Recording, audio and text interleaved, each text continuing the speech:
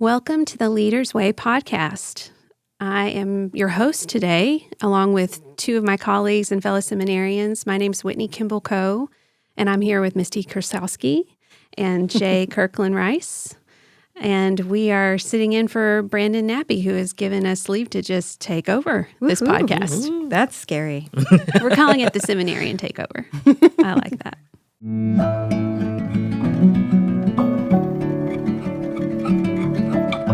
Welcome to the Leader's Way podcast, a show for people who are not ready to give up on the world. We convene sacred conversations with luminaries, scholars, and spiritual leaders who explore the creative vision needed to lead change in our aching world. I'm Dr. Brandon Nappy, lecturer at Yale Divinity School and executive director of the Office of Transforming Leaders at Berkeley Divinity School at Yale. I'm so glad you're here. So this episode, we're hoping to, kind of go behind the curtain around what we do at seminary, how we got here, how we feel about it, and maybe how did we get here? And how do we feel? Yes. That's the question. Lots to unpack. And hopefully, speak to folks out there who are thinking about seminary and wondering, is this the place for you? Is this where you should be headed? And I'm just going to say, probably off the top of my head, yes. If you're even listening to this, that's true. You should really Yes. be considering seminary. But we thought it would be fun to go behind the curtain a little bit with some seminarians who know what's going on. And what's going on right now, Misty and Jae, is that it's the end of the semester. Yeah. How are y'all feeling? How are we doing? I think we are all feeling pretty exhausted. I don't want to talk for anyone else, but it's a lot. There are papers and presentations, and we all are kind of also giving sermons occasionally. And, we also have families and parents and brothers and sisters we're trying to keep up with. We are not unbusy people. Mm-hmm. Yeah. That's so true. Jay, how are you doing? I'm hanging in there. It does feel like I'm on one of those rodeo bulls, and I'm hanging on. I just got to make it the 8 seconds. I don't have to ride it for a minute, but I got to hang on for 8 seconds. So there's a lot going on. This week in particular is a big turn-in week, so lots of things are due. But I think once they're in, then I can look forward to the break and just let the break be its own time. So I'm looking forward to that, of just kind of breaking it into chunks so it's not all coming at me at once. Yeah. What about you, Whitney? I'm just always surprised at how intentional you really have to be to create those breaks. Even when Yale Divinity says, okay, now you have this reading break, it's up to you to treat it as such. It's so true. And to make yourself slow down. The way I'd take care of myself usually is through movement and, kind of like getting back into my body. Mm-hmm. So I'm doing a lot of hiking in between writing papers and sermons and doing the other work that I do on the side. Yeah. Do you all have strategies that you're using right now to just sort of stay centered? Mm-hmm. Yeah, I think for me, going back to basics of, did I eat today? Did I drink water? Did I go outside? And having a dog helps with that because he's got to go out in the morning, he's got to go out in the evening. So that I have those bookends that are not about me. It's actually care for someone else. That's great. That I think really helps. And, I'm in one of those periods where as much as I love my classes, I don't want to do the work. So I've been breaking things into the Pomodoro style chunks of if I can work for 25 minutes, then I get a break. And that's been good. It ensures that, the work gets done, but I also get up and move around and such. Yeah. Yeah. What about y'all? I think I mentioned a couple of weeks ago on the podcast something about having a contemplative practice every morning, no matter how busy I am. And that, the duration of that can vary really widely depending on what else I have to do. But I do find that even just taking a moment to read some scripture, to kind of be with myself and God, as a person first thing in the morning is really helpful. It's not fixing everything, but it's helping. Mm-hmm. Yeah. It strikes me how, all the seminarians we talk to these days are feeling, I think, some kind of overwhelm. And we can lean into the struggle bus around it. And also, it's good to remember that we chose to be here, and that this is the result of a lot of thought, effort, and discernment. And as I notice sometimes that as I walk the halls or sit down in the Berkeley Center, that I am overwhelmed with like gratitude for just the opportunity to be here. So on that note, I thought we might start our conversation off by thinking about, like what brought us here. It's never just one thing, and it often is the result of many years and many conversations and a lot of community work that we've done before we show up. So I don't know, do either of you want to launch in and give us a little bit of a story about what brought you to seminary? It feels so funny to me because I wasn't even in an officially Episcopal church when I decided to come get an MDiv. I'd raised 8 kids and was teaching them at home, was pretty busy doing that and some other ministry things for many years before I was able to go back to school and started doing that part-time. And so I think there just came a point where I said, I really would like to learn more. Learning is my favorite. Learning is my favorite. Yeah. And like smiling. And so deciding to get an MDiv was like, I think this is something I'll just throw it out there and see what happens. Can I get accepted somewhere? So for me, it was such a funny situation because I made that decision mid-January. And what that meant was the seminaries I was thinking about had already passed their application dates. Okay. And Yale was not on my list. I hadn't thought of it as a place that I would go. But my daughter, who had made me watch Gilmore Girls during the during the beginning of the pandemic, kind of had put that on my radar. And so when I checked, there was still a week of application time left.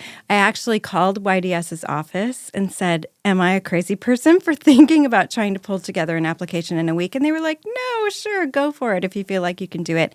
Thankfully, I had some work that I had done, so I didn't have to do any major writing of a writing sample or something, which would have been wild. But yeah, so a few weeks later, here I was, and this is what I was going to be doing. So it was a big surprise to me, I would say.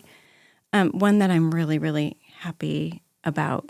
Honestly, that is really true. It's good to remember that. Yeah. Mm-hmm. Were there any, Misty, questions you were holding that felt like seminary might be the answer to some of them, or that this might be the place where you got to explore them? Yeah. I think, gosh, it's funny. I think I knew that this was the place I would need to be to do professional ministry. We put, the scare quotes around that. And I knew I wanted to learn more about theology in general. So I didn't necessarily walk in with specific questions other than what will this mean for me as a person? What to be in ministry professionally, I wasn't sure what that meant. So that was a question that I had. Yeah. Also, because we didn't do formal introductions, I forgot that we just kind of assume that everyone out there knows you and perhaps Jae. Would you tell us just a little bit about your background too, Misty? So I'm a third-year MDiv student this year. Woohoo! And I, grew up in Nebraska, lived for a long time, for a few years in the Northeast after I graduated from high school. Spent some time in Florida. Again, had my 8 kids who are now, several of them are married. I have some grandchildren. So I was doing ministry to moms and some writing and things like that, teaching Bible study at home and teaching children's church and doing all those kinds of things before I came here. Yeah. Okay. So yeah, you've been thinking about ministry and doing ministry for a long time. Pretty much forever. Yeah. As a child, I used to gather the kids in my neighborhood during summer break and teach them Bible study. God only knows the level of heresy, mistakes that were happening in that little park in Nebraska. But yeah, that always felt like something that I just loved to do, loved to talk about Jesus and the Bible since I was this big. Yeah. No, I'm glad we got that part of the story. That's really good. Jae, what about you? Tell a little bit about yourself, would you? And then maybe speak to the seminary bit. Yeah, absolutely. So I'm Jae, second year MDiv at Berkeley this year. I'm originally from South Carolina, born and raised. And so I grew up in Columbia, the heart of the state, big college town, all of that. And I'm the first person in my family to be born in the city. So both of my sides of my family are rural.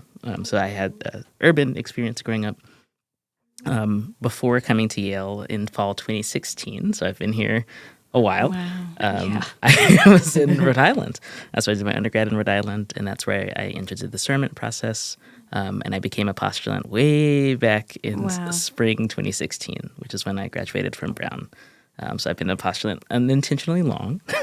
And I came to Yale in 2016 to begin work on a PhD in comparative literature, which I'm still finishing. If there are folks out there applying who are in other graduate work and want to take a pause and then, do the MDiv or do it concurrently, there are plenty of people doing that. So don't let that stop you from applying. And I think for me, there was a sense of what work I'm doing in the classroom and that as pastoral and sort of guiding folks into how do we think critically about texts that we're reading? How does what we read affect how we think and what we believe in the world actively? And I had a sense of wanting to teach not just in the classroom, but also in the pulpit. And the question was, well, I can't do these programs at exactly the same time. So I have to decide what to do. And I was 21 at the time. I'm 31 now. And I think it was the right call for me to try and do most of the PhD first. I'm one of the people who got caught up trying to finish the dissertation in the pandemic. So that's why I'm still completing it. And I realized, well, I owe it to myself to not leave this call sitting there on the shelf. And it feels like maybe the right thing to do now that I'm ABD is go to seminary, plug in, jump in, and then figure it out. So, it didn't feel like that was the right thing necessarily, but it felt like this is the thing that's doable, and I will wait for God to kind of figure out. This is the next right step. Yeah, exactly. Oh my goodness. Exactly. And I weirdly TA'd at the Div School before I became a student, but it helped me kind of choose to apply here. Because, as you know, there are other Episcopal options. There are other non-Episcopal but have an Anglican studies option. So I wasn't sure I wanted to stay here in New Haven. But I think that experience of getting to try out the Div School and kind of see what the kind of social sphere was like, how do students treat each other, what kind of questions do they have, how is that different than teaching undergrads?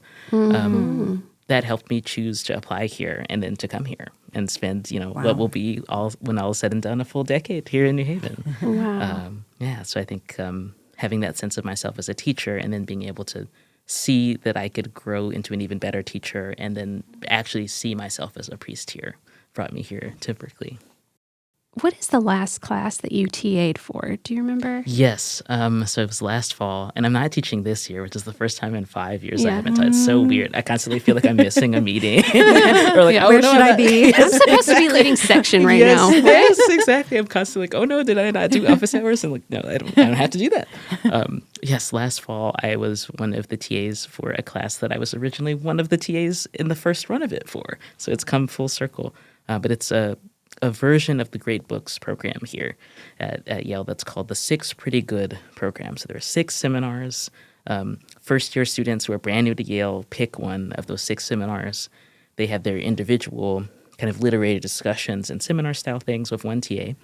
And then on Fridays, they come together for a writing laboratory, which is everybody from all classes together just trying some mixtures of kind of creative nonfiction stuff, building blocks of a strong academic paperwork, and then they break off into small groups after that. So the one I was assigned to was called 6 Pretty Good Kids. And we were thinking about children's literature and the development of interpersonal character across text. So we started with take that. Yeah, hey, I'll send you the syllabus. Yeah. Actually, I just want to be in Jay's section. Right. It's funny. You all both have teaching or instruction in your background in a lot of ways, and I think that's part of why I gravitate towards you all on campus too. Is like Misty will know, Jay will know, or they will at least ask me the questions that will help me to know what I need to be doing next. Yes. Yeah. Well, yeah. Whitney, what brought you here? Tell us about your experience. So I'm a third-year MDiv. I'm from East Tennessee. I'm 42 years old as of Thursday. Hey, happy birthday. Thank you. And I have 2 kids who are teenagers. They're delightful most of the time. And that's super fun. And then I'm married. Matt Coe, my husband, is a special ed teacher here in New Haven. We figured out how to make it work, like how all of us could come and do this adventure. And my call became their call, sort of. Even if they wouldn't necessarily characterize it that way, I feel like we've grown a lot closer through these last 3 years of being in New Haven and away from a place that we love deeply, but also it's been really important for us to have this time in a different place and together. So I've spent the last almost 20 years doing nonprofit work with a group called the Center for Rural Strategies, where I've done everything from like public policy advocacy to media and communications for rural people and places, and with the idea that if we tell truer, more complicated stories about rural people and places alongside rural people, then maybe public policy will become kinder and smarter and better serve all populations. So this is something that I'm still doing and I'm still really passionate about. But always in the back of my mind has been this notion of maybe I'm also called to ministry. I think a lot of folks in my family would say they're not surprised that it's finally led to this moment. My grandfather was a United Methodist minister. His father, or his grandfather before that, his father before that, and his father before that. Amazing. So it's kind of like come from a family of people who were very involved in church and in leadership in church.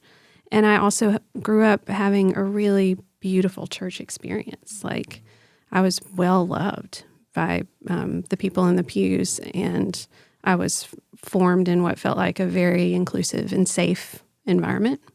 In first the United Methodist Church and then the Episcopal Church, which I found in part because I was 17 years old and wanted to be with my friends, a lot of whom were at the Episcopal Church. I also had a crush on somebody who was at the Episcopal Church. Hey, right. You know, we Whatever do it what we takes. have to do. We do.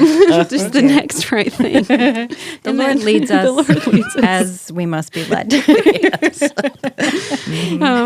So, you know, my crush didn't work out, but the Episcopal Church worked out.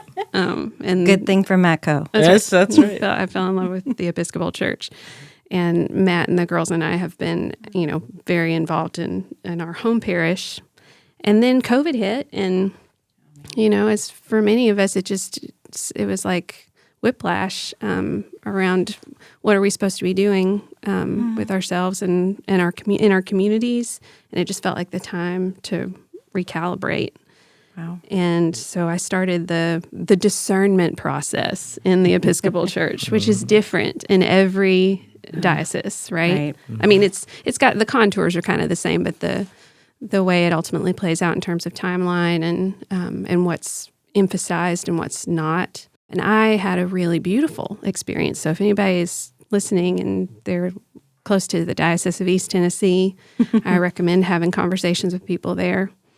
So now I'm a candidate for holy orders, and I'm set to be ordained to the transitional diaconate in January. Oh my goodness, January. Wow. It's So- coming so soon. exciting. I know, it's all just... And so as I hear us talking about these things, it's like a snowball in some ways. You know, you just Yeah. keep... I feel like there's actually no final... Like, okay, if I just do this, then I've checked all the boxes and it's done. It's always just kind of like, okay, what's the next right thing, or what Yeah. what feels like the next step? Yeah. And then it kind of snowballs from there. You know, Yeah. I was surprised when I first got here by how many people in our program were walking in already with PhDs, or they had been serving as teachers already for years and years and years, or they were lawyers, or they were writers, or people were doing things like you, where they were like running organizations. But this call can sometimes be very insistent, I guess, in different ways. And when it's time to answer it, you just find a way. yeah, yeah. And I've noticed that the people we've come in with too, a lot of them are not in a process, Yeah. right? Oh, They yeah. just come to Berkeley. That's true too. Or to YDS, and they kind of evolve, and their call evolves. And then they, you know, by the time they graduate, they're in a process, or they've discerned themselves out Yeah. of the Episcopal process, which is not a bad thing at all. It's just Right. this is what we're called to be doing, Yeah. and Berkeley accommodates all of those things. Yeah. You kind of anticipated a question that I have, which is, okay, cool. you know, now that we've got classes under our belt, you know, I'm in the middle of my first internship. Y'all have done internships already. What stands out for you about your experience at Berkeley? Any surprises? Any pieces of advice that you would give to people who are considering trying to discern whether seminary is for them. Any stories you have attached to that? Well, I just want to say you referred to internships, and that's something that everyone at Yale is invited to do. Beginning after their first year at YDS, you can have an internship at a parish or in a nonprofit. And I think it's a requirement, of course, for Berkeley, right, that you have one in a parish. I wanted to tell the story of like my first day at Berkeley and walking into St. Luke's Chapel, which is the chapel that's inside the Berkeley Center. And the Berkeley Center is located very close to campus, the main campus. But it's the kind of the heartbeat of our community, the Berkeley community, and we do morning prayer there, evening prayer, Compline, community meals. A lot of gatherings happen there. So that's where they brought us that first day, and we worshiped together in St. Luke's Chapel. And I had no idea what the hell was going on. Like, I sat down and I just wasn't. I kind of always thought that if you've attended one Episcopal church, you've attended most Episcopal churches, but that's not the case. And I mean, that actually aligns with rural America too. If you've seen one rural community, you've seen that rural community. So not the other one. No, and not the other one. So, so we sit down in St. Luke's, and I'm like, I've got the BCP, and I notice my hands are kind of shaking. Like everybody around me seems to know what's going on, and I'm just trying to follow. I'm used to the BCP, but there's different customs, and there are different ways of timing and gesture, and when to stand, when to not. How does this community worship together? And so I realized then that I was stepping into something, and it was very humbling and very good ultimately to step into something that I just wasn't fully familiar with. And now, we go into St. Luke's as third years, and I feel like we don't even need to pick up all the things that they hand us in order to participate without thinking so much. But that was my first experience of walking into Berkeley. And I guess I named that it's not about value judgment. It just is naming that we're all coming from precious places, parishes that, raised us and shaped us, that we love. And we're stepping into what is ultimately a pluralistic Episcopal community, and we're all going to find our way. I think I've been so touched by so many different, tiny stories. It was funny because we were sitting in the common room the other day, and there were all these boxes in there, and then they started putting up the Christmas tree. And my first year, I love Christmas. I'm a very big fan of Christmas, and my first year, as we were putting on garland and ornaments and all the things, that started snowing outside. And I think I cried. Probably. The chances are high that I cried because it was just so sweet. And I think lately what's been striking me is just off moments. I was sitting across from you in Marquand, which is the big chapel that's part of YDS, the main campus itself. And your kids were with you and your husband, so sweet. I'm looking across and Jay's there and Heather and all of the people that I really have learned to love so much. And I was just thinking, there's only one more semester left. I did not know how much I would love all of these people and how much it already feels like it's going to be such a loss to not be with you all the time. Yeah, so that's been a beautiful surprise and is an anticipated sadness now, which is interesting. Yeah. I've been having a lot of those moments too. Yeah. This is the last time we're celebrating All Saints together. This is the last time, right? Exactly. Those sorts of things. Yeah. What about you, Jay? What's something you would bring up? I guess I've got two miniature stories. I remember my first community dinner. Okay. And I'm a kind of quieter human, so I like to kind of observe what's going on, and then I will volunteer, details about myself.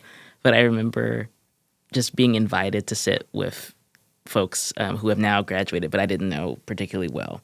And I think recognizing that that's the gesture of invitation, that's what it means to be community, is that you can recognize this person has no one to sit with and is looking for a place to just be.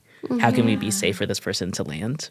Because I think there's a sense too, even though I've been in New Haven for a long time, I haven't been at Berkeley. I hadn't been at YDS. Sure. I still needed to learn all of everybody's names. What is it like?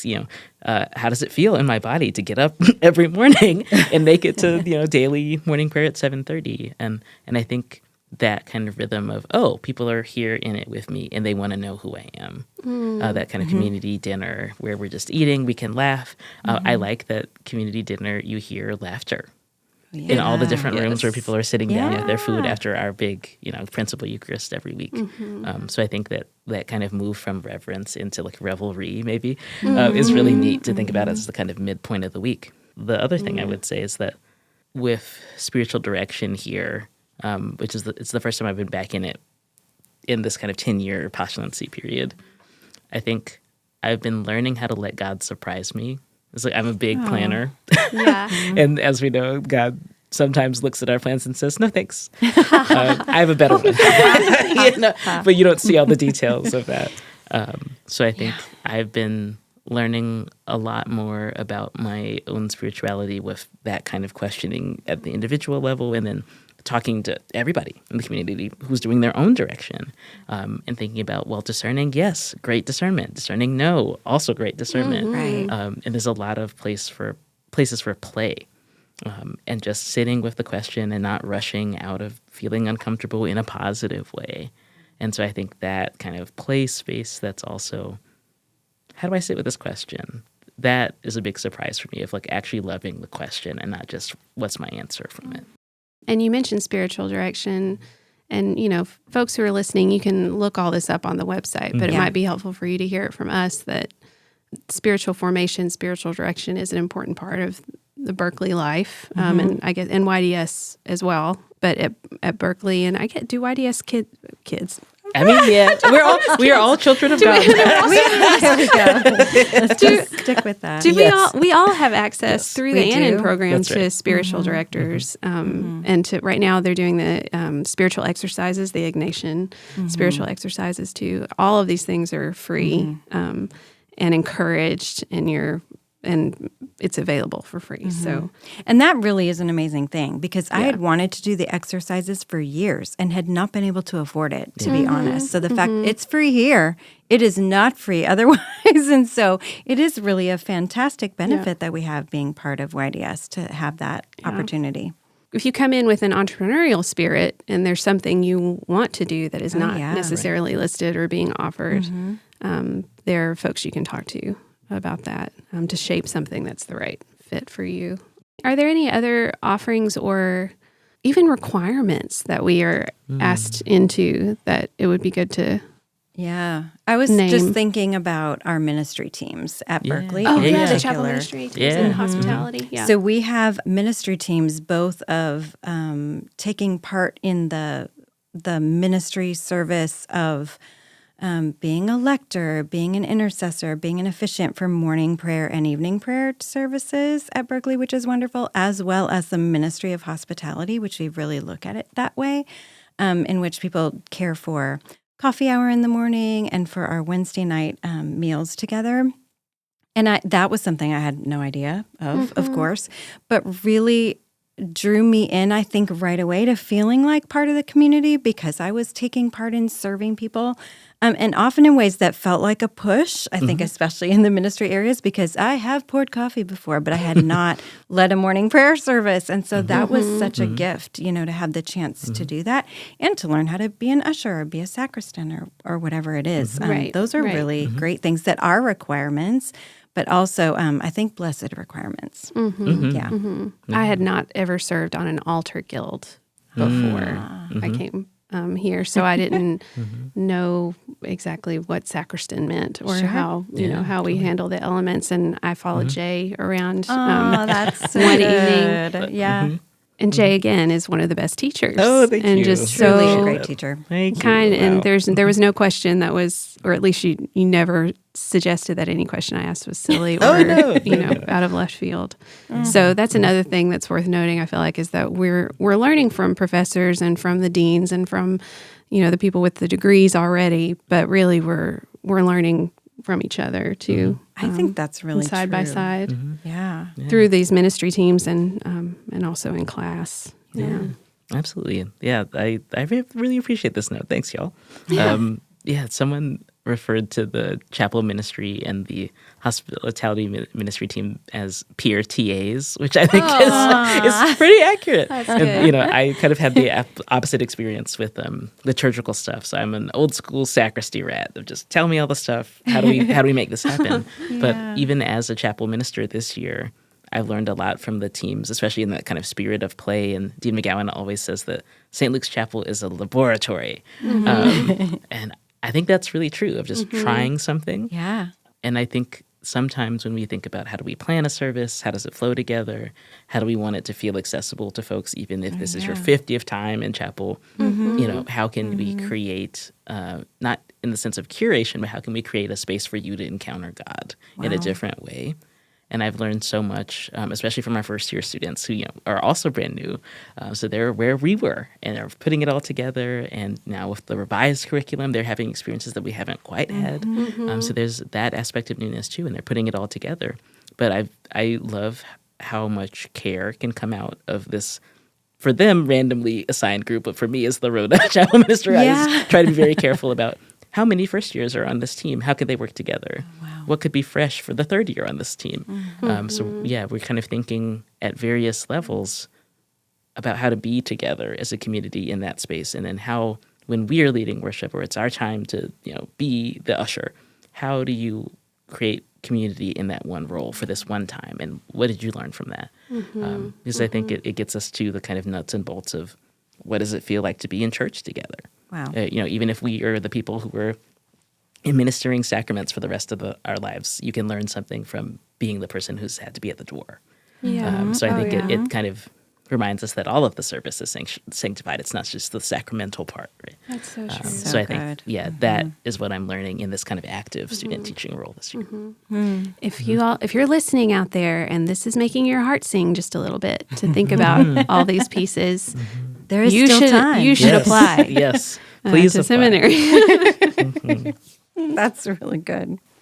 I wonder if we might think a little bit about how, when you're looking back over the last 2.5, it almost is, years of being here at seminary, how would you say the experience of being here and with these people and in these classes and all of that has changed you, has challenged you, maybe clarified something about your calling? Like what stands out when those ideas are kind of presented?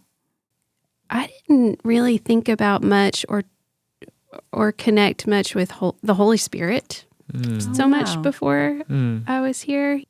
I don't think I ever really thought about how the Holy Spirit is working in me and around me and in the people around me, and how all of that is an invitation to acknowledge, to say yes to, or to take risk around, or, that there's something. It's almost like saying there's something in the water, or there's something, there's some force that's moving among us that it's not just my will be done, or it's not just the control that I'm exerting, or the way I'm planning my schedule, or the way I'm making sure that I show up at this time and do these things and check these boxes. There is something much larger at work than just me.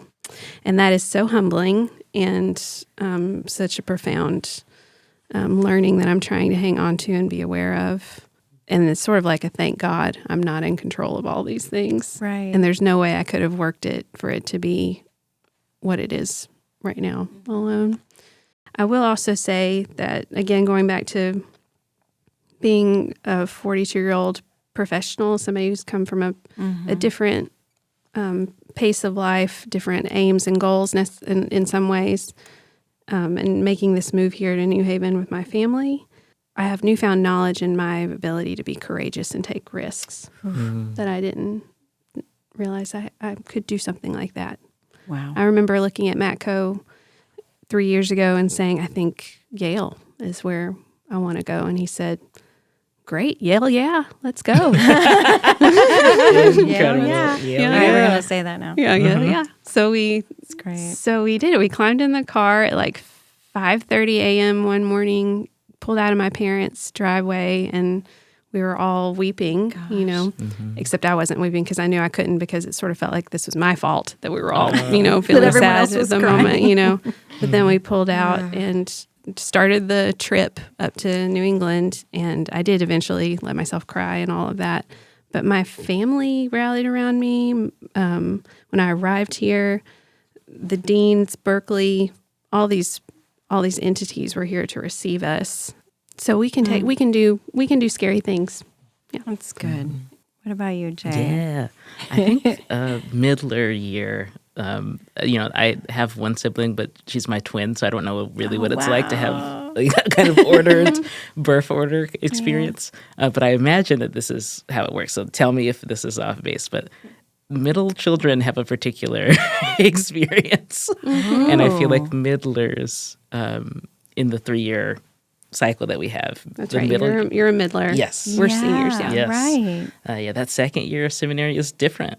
It's a different animal. And in some ways, it feels more comfortable in, you know, different types of classes. So, like, I know what my seminar persona is. The familiarity. That's right. Yeah. So it feels like you have some YDS things under your belt. And then the rug kind of gets pulled out from underneath you, because when you're in the internship, everybody is in different places. Some folks are in New York, you know, some folks are in Rhode Island or other adjoining states, Massachusetts even. So you're not seeing each other as a class when you had spent this whole first year kind of really getting to know each other, and that can be hard. And I think what I am experiencing is that kind of challenge of doing some personal growth alongside the Spirit moving in my life, and then realizing that some of that has to happen on my own. That, you know, a lot of my friends can't really accompany me into it. They can accompany me alongside it, but that's not the same thing. Wow. And so I think I'm experiencing some healthy destabilization this year in the internship, especially because I wanted to do it in a different, like, kind of liturgical style than I'm used to. This is a place in Stamford that used to be a teaching parish in its history, but recently, you know, in the past 20, 30 years, they haven't been able to do that. And so it is nice to go somewhere where they haven't had a seminarian for a while. So they're trying to learn that relationship too. And I think it's helped me feel like, oh yeah, maybe part of my call is this, of trying to imagine formation or reimagine formation in places where either folks have been hurt in a ministry context, or, you know, the kind of city is changing around you and you're trying to figure out how you fit into it, or there's a community that has nowhere to worship. We're even reimagining a worship space that exists but has no congregation yet. Who could be here?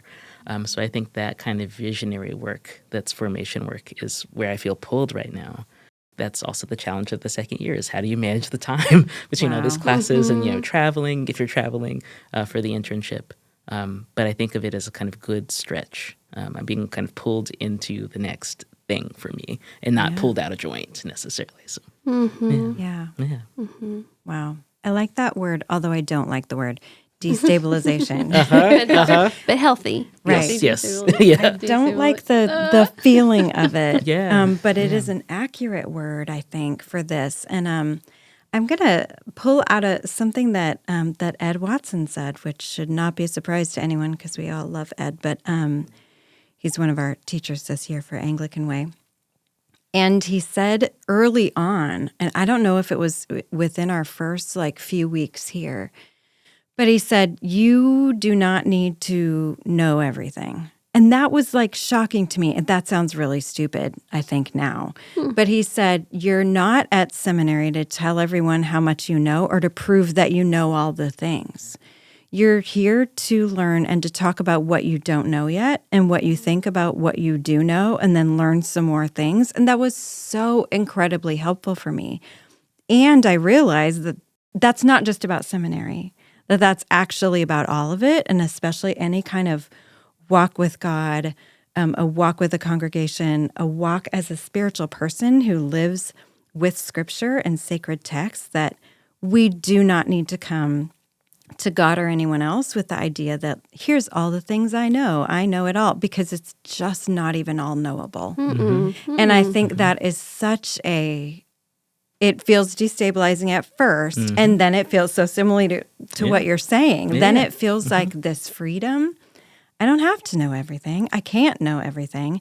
And that's part of the fun of it all. And I think that has been a really big, just a shift in the way I see pretty much everything in the whole world that has been really wonderful from this experience. Yeah, yeah, that's really important. And especially thinking about, if you're thinking about applying to a place like Yale, which comes with an assumed, perhaps, folks assume that in order to be at Yale or get into Yale, you need to know a lot of, you need to have accumulated some I want to say knowledge, a Nacho Libre line, and I'm just not going If you're enjoying the Leaders Way podcast, you might like to join us in person as a Leaders Way Fellow. The Leaders Way at Yale is a certificate program exploring spiritual innovation for faith leaders. The Leaders Way at Yale combines the best of Divinity School, retreat, and pilgrimage. Fellows meet in person at Yale for a week over the summer, then continue their learnings and mentor groups online. You can also take an online course or workshop with us here at Yale. Our learning space for faith leaders is hopeful, practical, and imaginative. Learn more on our website at berkeleydivinity.yale.edu. Clergy and leaders from every country, denomination, and seminary background are warmly welcome to join us for all of our programs. Now, back to the show. I wonder if there are any tips you all have or advice you might like to share, things that maybe you think you know, or just ideas you have for someone who's thinking about applying to Yale. Like what would you say about this application process, or about as you put your packet together, what's something that folks ought to consider about any piece of it? I think that you, again, and with this idea of, feeling like you have to prove that you know everything, I think that to write your application essays as an honest person and not as a persona is good advice, because the people that are looking at them are trying to create, they're wanting this to be a diverse community with people coming from a lot of different perspectives that know that they don't know everything. And so I think to be really honest is the advice that I would give. I think that's really good. What about you, Jae? Can you think of anything? Yeah, I guess I would say two kind of related things. One is to pray before you sit down to work on it. Yeah. Oh, yeah, prayer. Oh, God. Oh, yes, remember that. I think in a lot of ways that was the big lesson for me so far of seminary. It's like, it really matters. Prayer really matters, even if you don't have, the full 30, 40 minutes to do morning prayer. I think a lot about Teresa of Avila and her idea of aspirations, which it's a great word, because it's like, well, I aspired to pray for longer and I got 5 minutes. What can I do? And then it's also something that you breathe out to God. So it can be, a sentence or two, because I get trapped into that of like, oh, I don't have enough time. But actually I do. I just need to think about the time differently. So good. And so, I think when I sit and pray and work on something, I work on it differently because I'm treating the time differently. So I think like forcing oneself to slow down, but also God is in this application process too, and not just when I get there. So I would say that. And the other one is writing in such a way that it sounds like you.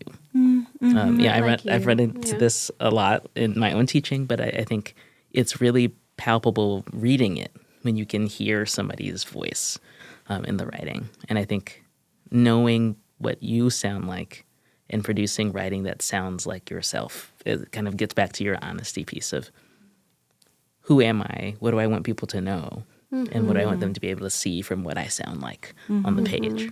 That's great. That's great. What about you, Whitney? Yeah. Well, I'm not going to be able to top prayer. I think prayer is really good. We'll just have to wrap right there. I love how Dean Peterson always talks about being prayed up. Yeah. Are you prayed up? Yeah.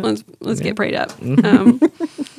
Yeah, I think that's a really good one. Maybe I'll add, don't be afraid to ask questions of the admissions people, of reach out to Dean McGowan, reach out to Dean Peterson as you're putting together your application if you have questions, or if you just want to chat about the prospect of what this all means and the questions you're holding. And in fact, I think we all really enjoy those conversations, like we're enjoying this one right now. So, okay. Like that.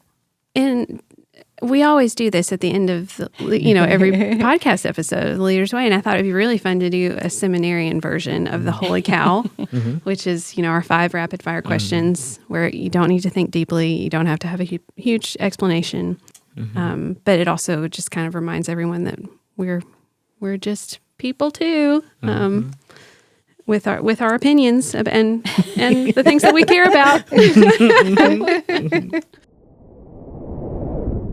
I'm going to start with Jae, and then we'll go around the circle with this first one.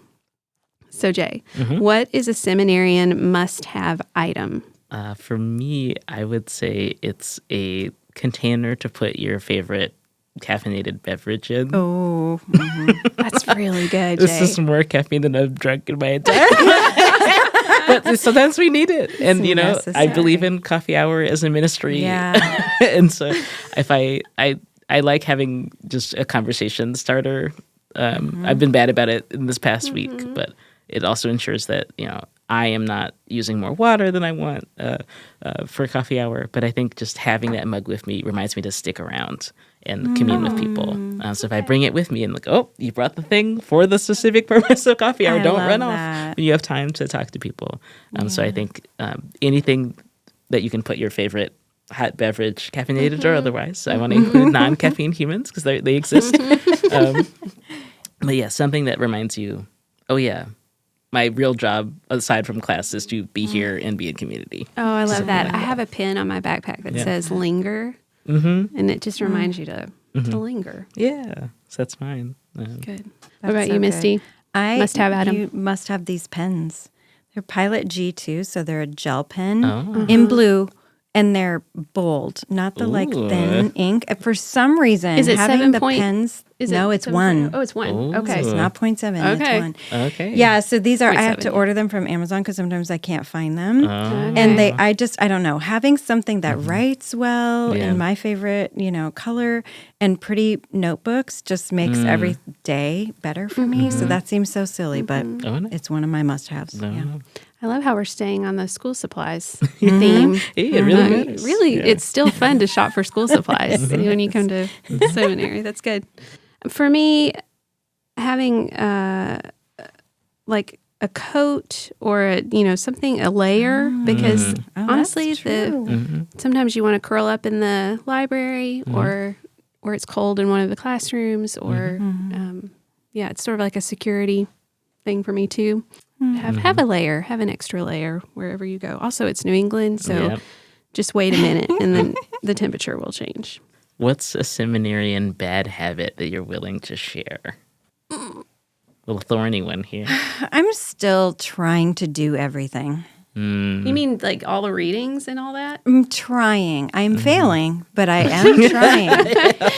And I think just that, I think that like it can be a bad habit to try to do everything and also to say yes to every side thing that comes up, right? Totally. Yeah. Because I just want to be able to like help or, participate in things. And so I am getting better at the end of the semester at just, people are saying stuff to me now. I'm like, nope, no, before I even know what they're asking me. I'm just now starting to try to break that habit of saying yes to it all. On the opposite end of the spectrum, I notice that when I'm feeling particularly overwhelmed or, I don't know, just lost, I tend to become dormant or go into myself, and I don't express that to there's a plethora of folks here on campus who can help you. You just have to sometimes raise your hand and say you need some help. So something else that it might be good for our listeners to know is the health services here that are provided also include counseling. So just basic care that you would receive as a Yale student is a counselor. So a habit I need to break is forgetting to ask for help. Yeah. I would say mine is kind of in between these two, both of like trying to do too much and asking for help or not asking for help when I need it. And I would say it's not checking in with myself about my own prayer life. Wow. Are we going to your prayer? Yeah. Prayer life. Yes. So, I go to morning prayer every day, hit the benchmarks and communally. But I think there are times when I feel a pull and I'm like, well, I don't really have time for that. Or actually, this time would be better used serving someone else. And I forget that I need care. So even if it's just a kind of 5 minutes of silence at the end of lunch, I think protecting little pockets of time where it's like, no, don't worry about anybody else for 5 seconds. And that doesn't suddenly become selfish. It's just about self-concern. So I think I'm still learning that boundary between what is selfish and then what is self-concerned. Okay, what's your favorite spot, Whitney, to read or to study or to work on a paper or whatever? Like, what's your favorite spot in general? It doesn't have to be at YDS or, I guess. Yeah. I bounce around reading, writing, and arithmetic and all the things. You know, like I don't have one single spot. Okay. But if we're going to talk about prayer, man, like my prayer life has become more robust as I've been here because we live near, or we're going to school near East Rock, and I'm an outdoor person and just love nature, and I'm able to hike East Rock almost every day. And even if I don't really have the time to do it, I do it anyway. It's sort of like, what is it that Dean McGowan says about bread? Somebody asked him, like, how do you have time to make bread? And he's like, well, I don't really, but if I don't make bread, I still don't have time, and then I don't have any bread. And that's how I feel about my hike up East Rock is like, I don't really have the time, but I need to do it. And that's where I check in with myself. I have a little spot on the trail where I cry a little bit sometimes and then just leave it there. If you see me doing that, I'm okay. And it's happening in a good place. So that's my favorite. I like that. What about you? Yeah, I favorite spots. Totally. I was like, I don't know if I want to give away I know favorite spots. Oh, yeah. I'll give one of my favorite spots. Yeah, I'll give one of my favorite favorite spots. I do different activities in different places. Okay. So I can read only in like very quiet places because it's hard for me to concentrate on the words. I'm just looking at words if there's too much noise around. So I read in. Actually, I'm a really big fan of the East Asia Library in Sterling. So if you go into Sterling, and you go to the elevators, scan your ID. There's a little map that tells you where the different reading rooms are. East Asia reading room is on the 3rd floor. It's not usually packed during the midday. In the evenings it is, in the mornings it is. But it's really nice because there's screens, natural light coming in, so it's not super bright, but it's bright enough where you don't really need to turn on a lot of lights during the day. Nice. So it's kind of really nice reading condition. So I like to read there. I write usually in a just empty classroom in the evenings at YDS. Because there's a plug, this light. If I want to, use a chalkboard to write something out, I do that. And I like to study in coffee shops. So caffeine is there, snacks are there. You might see friends.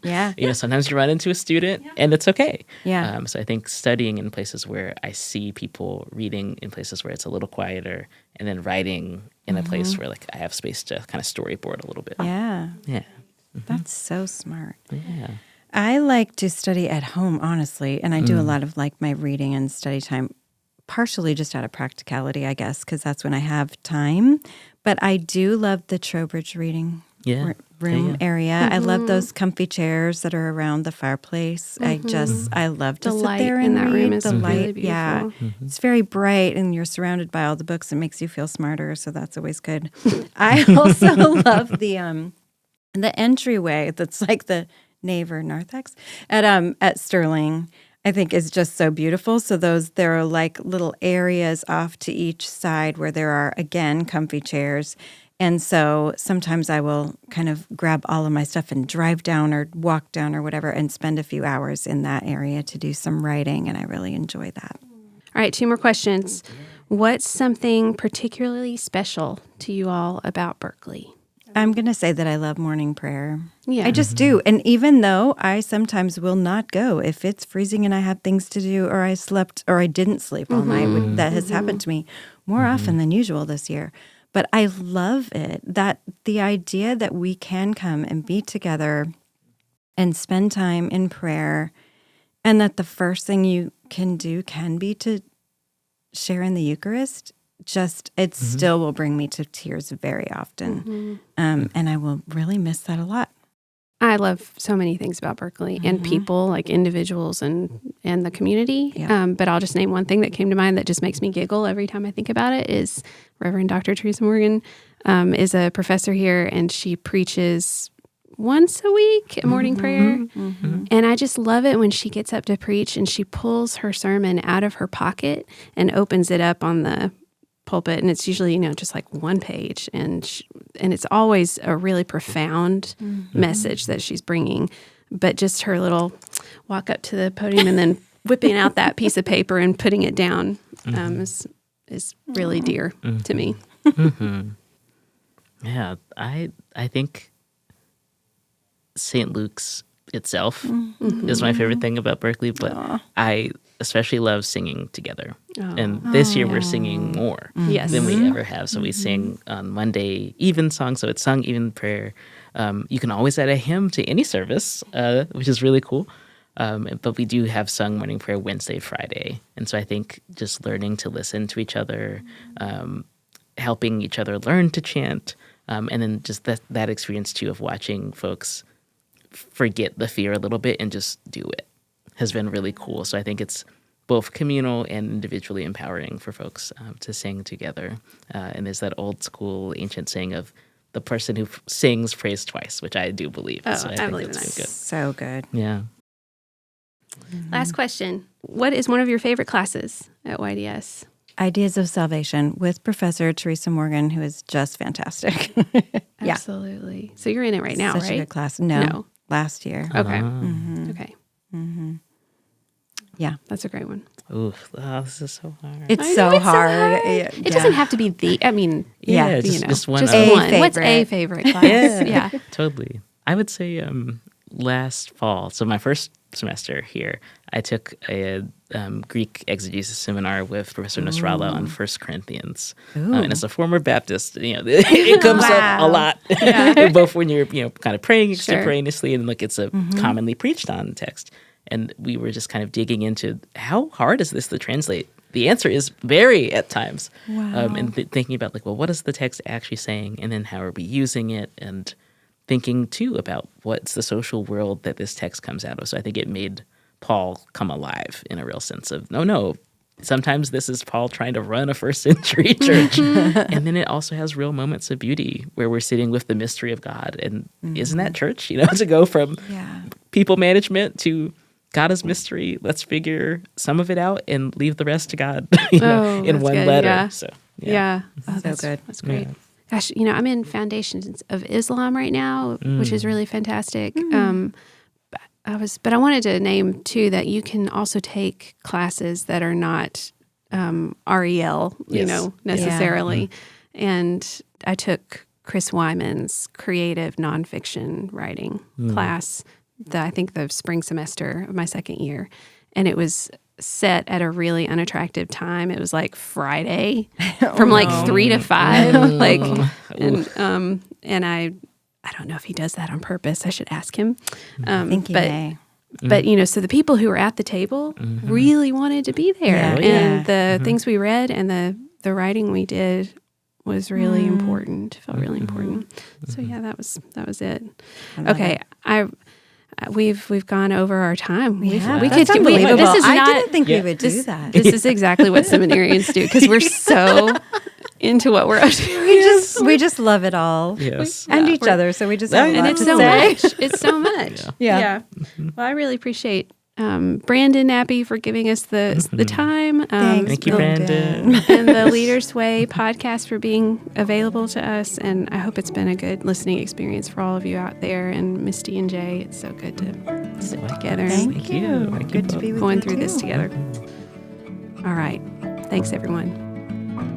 Thank you for joining us today on the Leaders Way podcast, a show for people who are not ready to give up on the world. We hope you found the episode expansive and nourishing. If you enjoyed the episode, please be sure to subscribe, rate, and review the podcast on your favorite platform. Your support helps us to continue bringing you sacred conversations with luminaries, scholars, and spiritual leaders who are dedicated to transforming our world. For more information about our guests and to catch up on past episodes, visit our website at berkeleydivinity.yale.edu. Follow the show on Instagram at theleadersway.podcast to stay updated on future episodes and events. Until next time, I'm Dr. Brandon Nappy, walking with you as you lead with courage, wisdom, and compassion.